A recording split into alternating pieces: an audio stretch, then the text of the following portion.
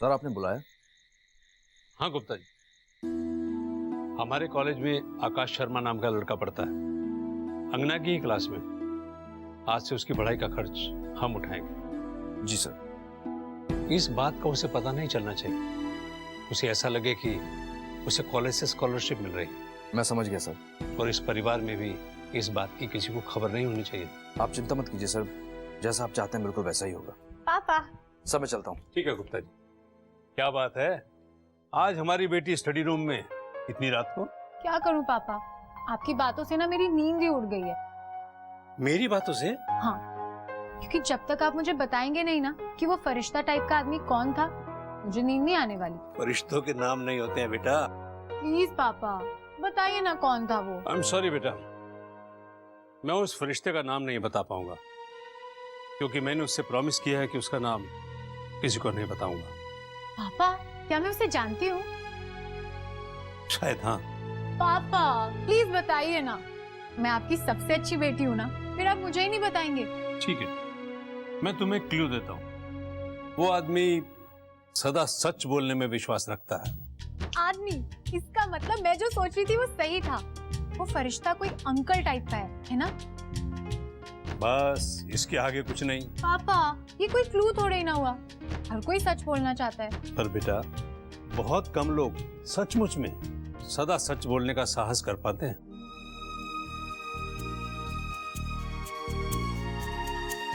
कौन हो सकता है वो, तो समझ में नहीं आ रहा। फैमिली में कोई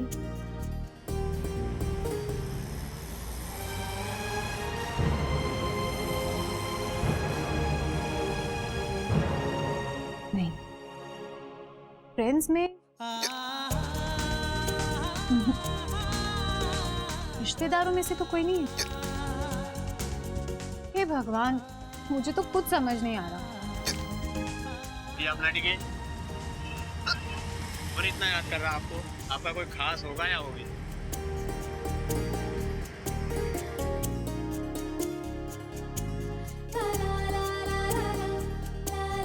भगवान जी, मैं तो समझ ही नहीं पा रही हूँ कि वो फरिश्ता कौन है, पर वो जो भी है ना, उसने मेरी बहुत मदद की है। तो प्लीज आप उसे बहुत आशीर्वाद देना। कल मंदिर में ना मैं उसके नाम का नारियल चढ़ाऊंगी, प्रॉमिस।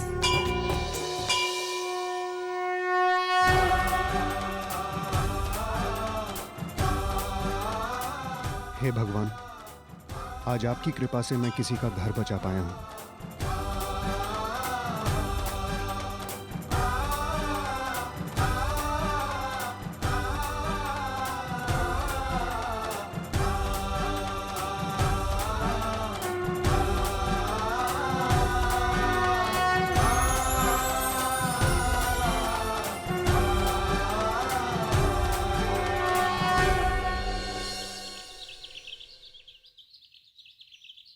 आप बिल्कुल चिंता मत कीजिए, ये सर मैंने उसे ऑलरेडी यहाँ बुला रखा है।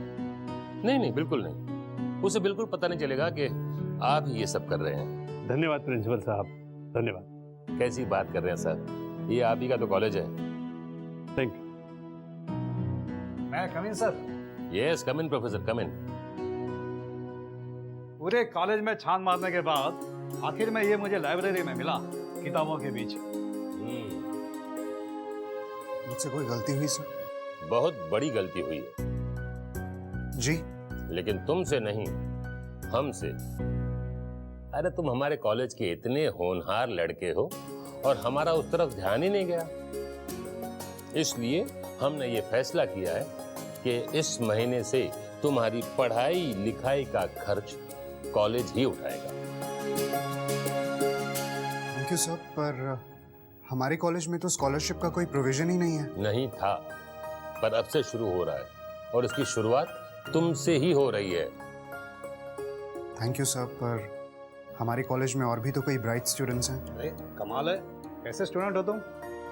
स्कॉलरशिप मिल रही है और तुम प्रिंसिपल सर से सवाल पे सवाल किए जा रहे हो। Sorry sir. कोई बात नहीं आकाश, आई नो तुम बहुत ही स्वाभिमानी लड़के हो, पर यह फैसला मेरे अकेले का नहीं है, हम सबका है। So relax my son, relax. Okay sir, thank you. अच्छा, मैंने सुना है कि तुम सिर्फ पढ़ाई में ही नहीं बल्कि कल्चरल एक्टिविटीज में भी काफी एक्टिव हो, तो अगर तुम्हारी पढ़ाई बिगड़ती ना हो तो क्या तुम कॉलेज के ड्रामा में पार्टिसिपेट करना चाहोगे? सर वो यस ऑफ कोर्स, अगर तुम्हारी थिएटर और साहित्य में मास्टरी है ना तो तुम्हें पार्टिसिपेट करना ही चाहिए। सर, और स्कॉलरशिप के लिए एक बार फिर से बहुत बहुत शुक्रिया। You are welcome my son. तुम ऑडिटोरियम पहुंचो, मैं सिंगर सर को भेजता हूँ। सर, बहुत ही होनहार बच्चा है, he deserve the best in life.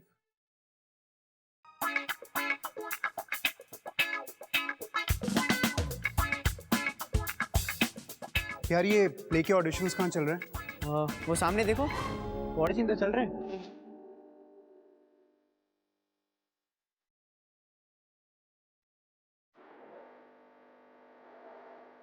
Hi.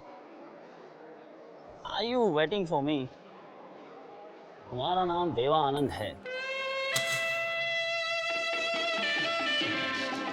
I love you baby. रोज जैसी लड़की के लिए इतना बुरा भी नहीं है। जो कोई भी लड़का सबसे अच्छी तरीके से उसे डेट के लिए प्रपोज करेगा, उसे ही इस प्ले का लीड रोल मिलेगा। और मैं ऑडिशन के लिए आया हूँ, ऑडिशन के लिए। आप सही जगह आए हो, सही जगह आए हो। तुम दोनों में से बेबी कौन है? नेक्स्ट लाइंस ऐसी बोलो जो दिल को छुए। मैम सॉरी, मैं मजाक कर रहा था। आप मेरे साथ डिनर पे चलेंगे? अरे भगवान।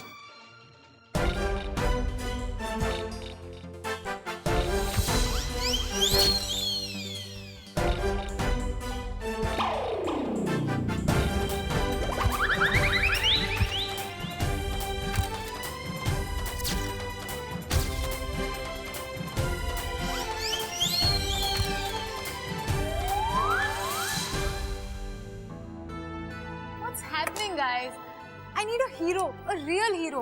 Yeah, I know. तो कहाँ मिलेगा यार?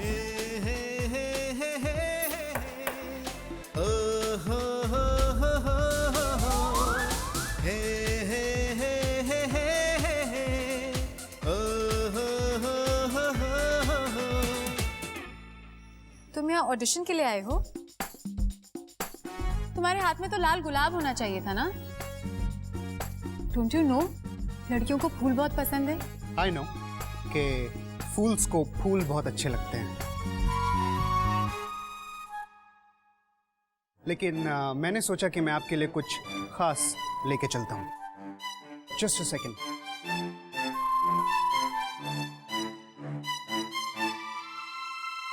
What the hell? क्या बकवास है ये? इतने लड़कों के साथ डिनर पे जाओगी तो इंडिजेशन तो होगा ही ना, इसीलिए मैंने सोचा कि क्यों हो परेशान जब पास है हाजमा बाण।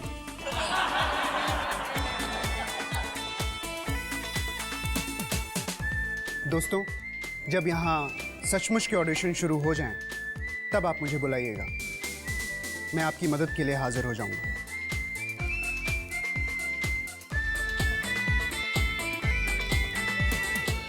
Listen, Mr. Grey Shirt. यहाँ पर कोई सड़क छाप नुक्कड़ नाटक नहीं चल रहा है। ये एक प्रेस्टीजियस कॉलेज के प्रेस्टीजियस प्ले का ऑडिशन है, वो भी इंग्लिश में। यहाँ पर तुम जैसे डाउन मार्केट लोगों की कोई जरूरत नहीं है। बेहतर होगा कि तुम अपनी डाउन मार्केट दुनिया में ही खुश रहो। From fairest creatures we desire increase, that thereby beauty's rose might never die. For as the riper should by time decease, his tender air might bear his memory. Feedest thy light's flame with self-substantial fuel, making a famine where abundance lies, thyself, thy foe, to thy sweet self too cruel.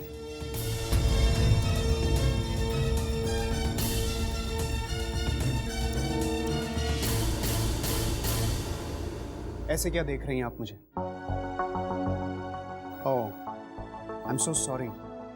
ये अंग्रेजी आपकी so called up market दुनिया की अंग्रेजी नहीं है, जहां सिर्फ ओ ये, ओ राइट, ओश जैसे शब्दों के प्रयोग को ही कूल समझा जाता है।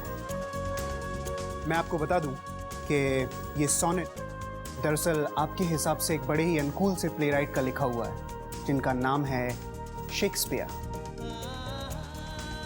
वो कहते हैं कि कभी भी अपनी दौलत और अपनी खूबसूरती के गुरूर में इतना मत खो जाओ कि दोबारा कभी किसी की मदद करने के लायक ही ना बचो।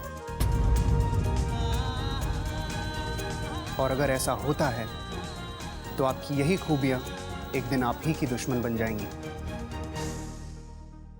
अगर आप भूल गई हैं तो फिर से जाकर क्लास 12 की इंग्लिश टेक्स्ट बुक जरूर पढ़िएगा। और अगर शेक्सपियर की बाकी किताबों के बारे में आपको थोड़ा ज्ञान चाहिए तो आप कभी भी इस डाउन मार्केट इंसान के पास आ सकती हैं। मैं हमेशा आपकी मदद के लिए तैयार रहूंगा, मिस राजा।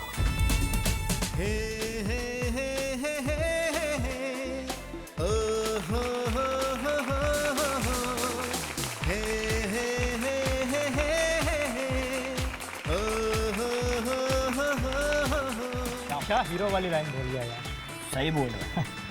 मेरे ख्याल से इस साल के प्ले का हीरो इसे ही बनना चाहिए। बहुत बनता है यार इसका।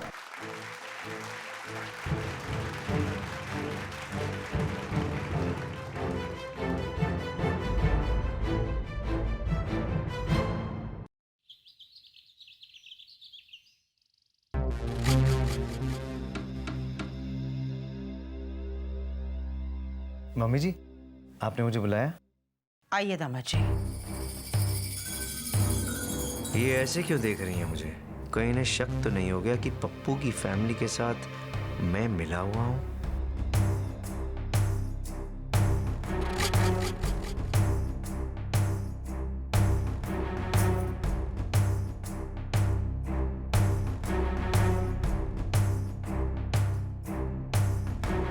बैठिए दामाद जी।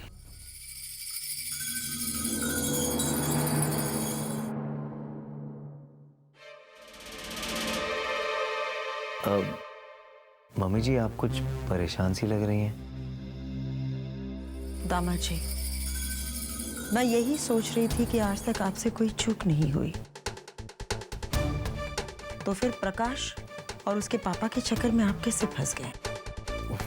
वो मम्मी जी, अगर ये सगाई हो जाती तो कितना बड़ा अनर्थ हो जाता। आप ठीक कह रही मम्मी जी, पर ऐन वक्त पर किसी ने आके सगाई रोक दी, है ना?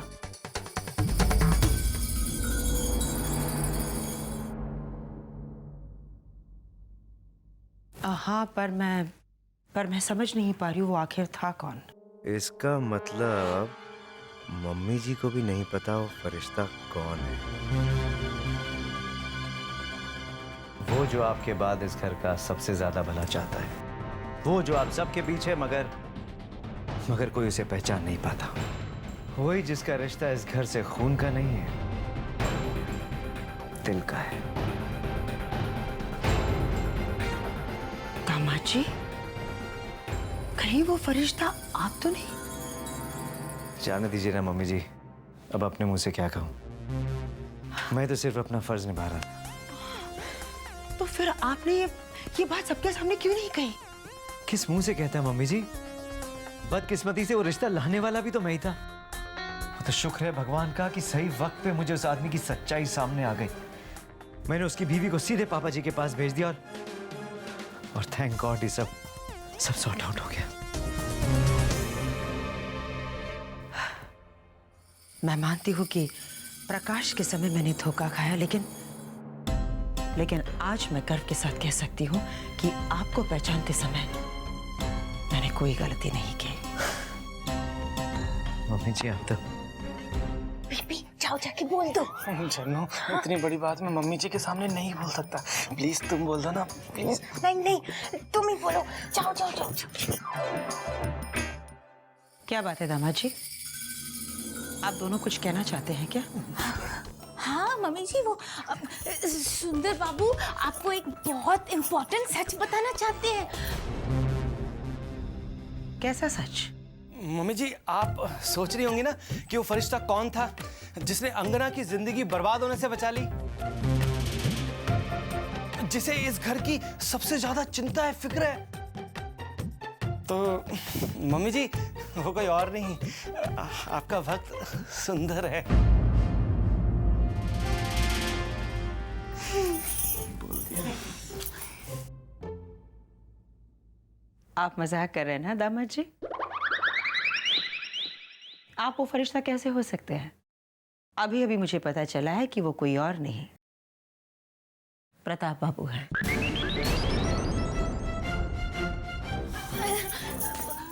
हाँ मम्मी जी, ऑफ कोर्स हमें पता था कि वो फरिश्ता और कोई नहीं पर जीजू है। लेकिन वो क्या है ना कि वो सच्चाई सबको बता नहीं रहे थे ना, इसीलिए हम दोनों ने ये नाटक किया ताकि वो सबको सच्चाई बता सके और कुछ नहीं, है ना जानू? हाँ, बिल्कुल जनू जैसा बोल रही ना, बिल्कुल वैसा ही है ना प्रताप जी? बधाई हो।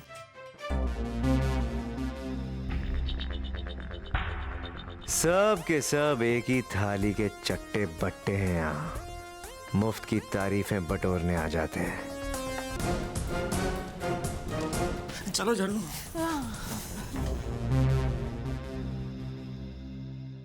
पर समझ में ये नहीं आ रहा है कि आखिर वो असली फरिश्ता है कौन, जो मेरा खेल भी बिगाड़ गया और तारीफ लेने सामने भी नहीं आ रहा है। नहीं यार, इसमें भी कुछ नहीं है। इसमें देख। ना, मैं कह रही हूँ जैसी कहानी तुम ढूंढ रही हो ना, ऐसी कोई कहानी होती ही नहीं है। मैं कुछ नहीं मालूम, तू ढूंढ, कॉलेज लाइब्रेरी की एक एक बुक देख, नेशनल लाइब्रेरी जा, इंटरनेट पे ढूंढ, बट कैसे भी करके मुझे एक ऐसे हीरो की कहानी लाकर दे जिसकी जिंदगी एक मजाक हो, जो एक लूजर हो, रियल लूजर। पर अंगना, कोई लूजर कहानी का हीरो कैसे हो सकता है यार? मुझे कुछ नहीं मालूम, तुम बस मुझे ऐसे हीरो की कहानी लाकर दो ना यार। डाउन मार्केट लड़के ने कॉलेज में सबके सामने मेरा मजाक उड़ाया, पूरा कॉलेज उसे हीरो बनाना चाहता है ना, मैं भी देखती हूँ कितना बड़ा हीरो है वो। देखो अंगना, मुझे लगता है ये ना बहुत ही बकवास आइडिया है। अंगना, उस आकाश को नीचा दिखाने के लिए तुम कॉलेज का प्ले क्यों खराब कर रही हो यार? खराब होके मैं उस बदतमीज ग्रे शर्ट की तारीफ नहीं सुन सकती, खासकर अपने दोस्तों के मुंह से, समझे तुम?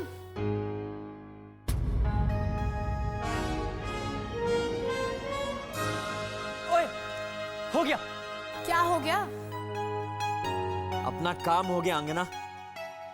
ये देखो, काशीनाथ बाय शरद चंद्र चट्टोपाध्याय, एक घर जमाई की कहानी, जिसकी पूरी कहानी में बार बार उसकी बेइज्जती ही होती रहती है। तूने उस डाउन मार्केट लड़के से ये रोल करवा लिया तो बस अपनी तो बल्ले बल्ले हो जाएगी। हाँ ना, विकी सही कह रहा है, उस डाउन मार्केट लड़के से बदला लेने का इससे अच्छा मौका हमें नहीं मिलेगा। देखना, ये एक नाटक उसकी सारी नौटंकियों पे भारी पड़ेगा।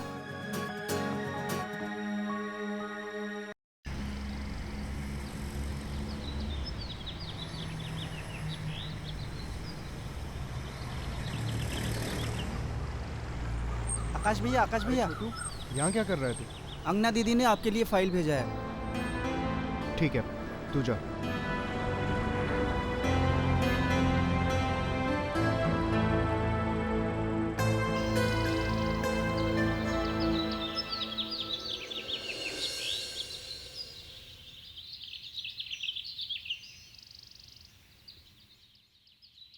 कल्याणी,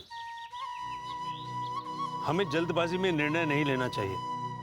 जरा सोचो, अगर ये शादी हो जाती तो हमारी अंगना को कितना कष्ट झेलना पड़ता। हाँ, कभी कभी जिंदगी में ऐसी घटना भी घट जाती है, लेकिन अगर हमारे आसपास सही लोग होते हैं तो वो हमें संभाल लेते हैं, जैसे कि इस बार हुआ है। मैं कुछ समझा नहीं। मैं बड़े दामाद जी की बात कर रही हूँ। आज उनकी वजह से प्रकाश और उनके पिताजी की सच्चाई हमारे सामने आ पाई। प्रताप बाबू, कल्याणी, तुम्हें कुछ गलतफहमी हुई? जी नहीं, मुझे कोई गलतफहमी नहीं हुई है। आजकल के जमाने में अपना सगा बेटा भी अपना नहीं होता। हमारी किस्मत तो देखिए, हमें दामाद के रूप में फरिश्ता मिला है। इसलिए मैंने फैसला किया है कि आज के बाद ऑफिस का सारा कामकाज प्रताप बाबू ही संभालेंगे। कल्याणी, तुम फिर जल्दबाजी में फैसला कर रही हो? मैं कोई जल्दबाजी नहीं कर रही हूँ। आज नहीं तो कल प्रताप बाबू को ही तो ये सब कुछ संभालना है, तो फिर आज से ही क्यों नहीं? मेरी बात मानो कल्याणी, जमाई को जमाई रहने दो, बेटा मत बनाओ। आंखों की शर्म नहीं रहेगी।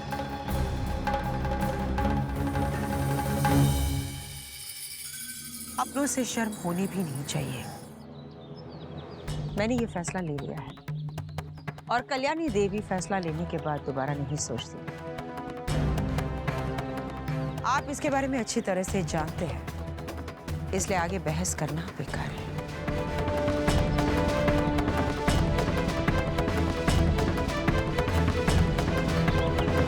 आज के बाद ऑफिस का सारा कामकाज प्रताप बाबू ही संभालेंगे।